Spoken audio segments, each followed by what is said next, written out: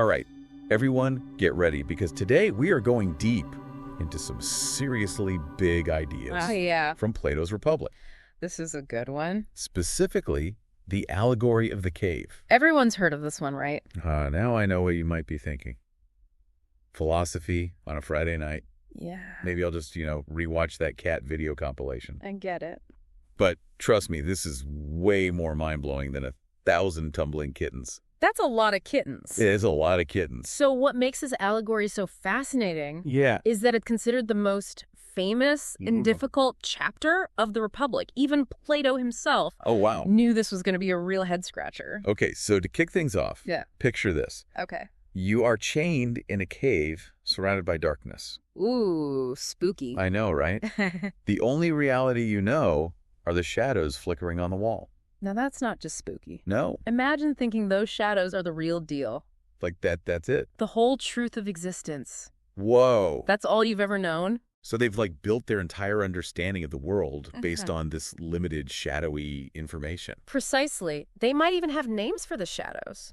Really? Theories about how they move a whole system of knowledge based on illusions? Okay, I am starting to see where this is going. Yeah. It's a metaphor. Right? It is. We're the ones in the cave, and the shadows are all the things that limit our understanding of the world. Now you're catching on. Okay. It's about how easily we can be trapped by our own limited perceptions and beliefs. I can see that. Mistaking a tiny sliver of reality for the whole picture.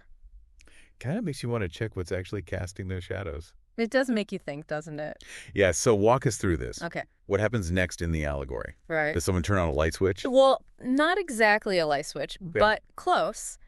Imagine one of these prisoners is suddenly freed. They stumble out of the cave into the blinding sunlight. Ouch. And for the first time, see the world as it truly is. Talk about a reality check. That's a big one. I bet that's a total shock to the system. Oh, yeah. Like going from dial-up internet to fiber optic. That's a good one. In a split second. Yeah. It would take a minute to adjust, right? Absolutely. Imagine the disorientation. Yeah. The pain of adjusting to this new reality. Wow. It's a struggle to even look at the sun, let alone understand all the complex forms and colors they're seeing for the first time. Okay. It would be a lot. That's intense. But now that this prisoner has seen the real world, do they just kick back and enjoy this sunshine? Here's where things get really interesting. Okay. They feel compelled to go back. Back to the cave. And tell the others what they've seen. Wait, go back into the cave? Yes. Wouldn't they want to stay far, far away from that darkness? I know, I would. Right. But that's exactly the point. Okay. It's Plato highlighting how powerful the pull of our old ways of thinking can be, even when we know they're limited. That makes sense. And it's not going to be an easy conversation. Okay, I can see that. Imagine trying to explain the internet to someone who's only ever known carrier pigeons. Right. They'd think you were making it up. Exactly. Going back to the cave represents the challenge of sharing new ideas. Yeah. Especially when those ideas completely contradict what people believe to be true. I'm starting to sweat just thinking about it. I can imagine. So let me guess. The other prisoners don't exactly throw a welcome back party. Not quite. They probably wouldn't even recognize this enlightened prisoner anymore. Really? And worse, they might even see them as a threat. Oh, no. A disruptor of their comfortable shadow world. Man, that's a harsh reality. It is. So what you're saying is even with the best intentions, trying to shake up someone's deeply held beliefs can backfire. It really can. It makes you think twice about starting those heated political debates at family gatherings, huh? That's a good point. Yeah, so what you're saying is, even with the best intentions, trying to shake up someone's deeply held beliefs can backfire. Now you're getting it. Okay. It's a powerful reminder of how challenging it can be to break free from those mental caves we all construct. I see that. And even harder to help others do the same. Okay, so we've got this image of the cave, the shadows, the struggle to escape and return. It's a lot, but I have to ask. Okay. What does this have to do with me grabbing takeout? Yeah. And binge-watching reality TV tonight? That's the million-dollar question. It is, isn't it? It's about recognizing the shadows in your own life. My own shadows? Yeah. What are the things you accept as true without questioning the comfortable biases that shape your world? Interesting. That's a good question for all of us to think about. What are my shadows? It's funny, we often think of shadows as something negative, but they can also be quite comfy, can't they? Oh, yeah. Like curling up on the couch with your favorite blanket. I love that. A bowl of popcorn, blissfully unaware of the world outside. Oh, yeah, I see what you mean. Right. Like sometimes ignorance is bliss, right? Exactly. But the allegory of the cave isn't about condemning comfort. Okay. It's about recognizing that comfort can sometimes come at the cost of true understanding. So I'm starting to see the shadows everywhere now. It's not just about literal darkness, but about anything that limits our perspective. Now you're getting it. Wow. Think about it. Those prisoners in the cave weren't chained physically, right? No, they weren't. It was their minds that were shackled. Oh, I know, right? So what kinds of things chain our minds in the real world? That's a good question. Is it just bad information? That's part of it. Okay. Or is there more to it? Yeah, is there? It's so much more than just bad information. Oh, no. Think about all the subtle ways. Okay. Our minds are shaped. I see. The biases we inherit from our culture, our upbringing, even our own brains. Oh, wow. You're blowing my mind here. It's a lot to think about. It is. So it's like we're all born with a set of default settings that create those shadows. Yeah. Is there any way to break free from that? I want to know. That's the exciting part. It's not about erasing those default settings, but becoming aware of them. Okay. And that's where things like critical thinking, I've heard of that. challenging our assumptions, Okay. and as we've discussed, seeking out diverse perspectives come in. Right. All very important. Okay, that makes sense. Yeah. It's like learning to adjust the brightness and contrast on our mental screens. I like that. So we can see the full picture, right? Yes. How do we even know what needs adjusting?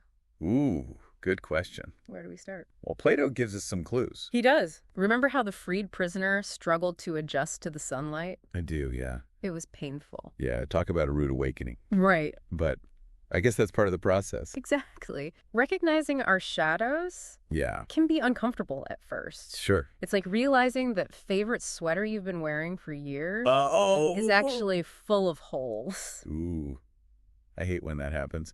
So discomfort is a sign we're on the right track. It could be. Are there any other red flags to look out for? Oh, yeah. Think about those prisoners who rejected the freed one. Right. They clung to their familiar shadows, even when presented with evidence to the contrary. Yeah, stubborn much. Right. But I guess we've all been there, holding on to those comfortable beliefs, even when they don't quite add up anymore. Happens to the best of us. What's the antidote to that kind of stubbornness? It's something we touched on earlier. Yeah. Intellectual humility. Humility, right. Being willing to admit we might be wrong. Oh, no. That our perspective is just one among many. Okay. It's tough, but essential for growth. I see that. It is. Okay. Humility. Check. Anything else? Curiosity. Oh, That's what drives us to explore, to question, to seek out those new perspectives that can illuminate our own blind spots.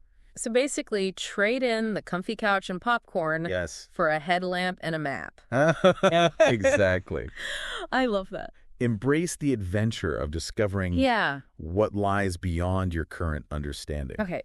You're making this sound way more fun than I expected. I know, right? But let's be real. Questioning everything all the time sounds exhausting. I can see that. Yeah. It definitely takes effort. It does. But remember, this isn't about achieving some perfect state of shadowless knowledge. Right. It's a continuous journey of learning and growth. So it's more like a lifelong scavenger hunt than a final exam. I love that analogy. Okay.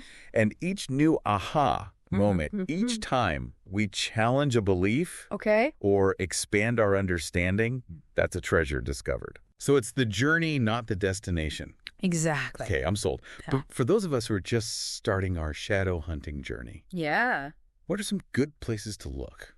Ooh, that's a good question. Where do we find these hidden treasures? Well, one place to start is with your own daily life. Okay. What are the things you take for granted? Yeah. The assumptions you make without even thinking. That's a good point. Welcome back to the deep dive, where we are, spelunking through the caverns of Plato's allegory of the cave. That sounds intense. I know, right? But it's fun. And let me tell you, it's way more fun than it sounds. And a lot less dusty. Way less dusty. I think. No headlamps required. Yeah, no headlamps. For this philosophical adventure. This is much safer. Much safer. So we've been talking about these shadows. Yeah. All the things that limit our understanding of the world. But you know what's funny? We often think of enlightenment as this super serious, somber thing. Right. But Plato doesn't seem to see it that way at all. That's very true. Does he? He doesn't. No. In fact, Plato suggests that the journey out of the cave, this process of discovering truth, should be filled with joy. Really? It's about awakening to the beauty and wonder of the world. Oh, wow. Seeing things with fresh eyes. So it's not about becoming some kind of stoic, all-knowing guru. No. It's more like rediscovering that childlike sense of awe and curiosity. Now you're getting it. Okay. Think about how kids are constantly asking why. All the time. They're natural philosophers driven by that innate desire to understand the world around them. I love that. It is pretty great. And then we grow up and get bogged down with bills and deadlines. And forget how to ask those questions. Happens to the best of us. Right. But that childlike curiosity is still there. Oh, good. Waiting to be rekindled. I like that. And when it is, the world becomes a much more vibrant and fascinating place. Okay, that's a great reminder. So how do we tap back into that sense of wonder? How do we do that? Do we need to start a finger painting club or something? You know, if finger painting sparks your curiosity, go for it. Okay. But really, it's about finding those things that make you come alive, that make you want to explore and learn and grow.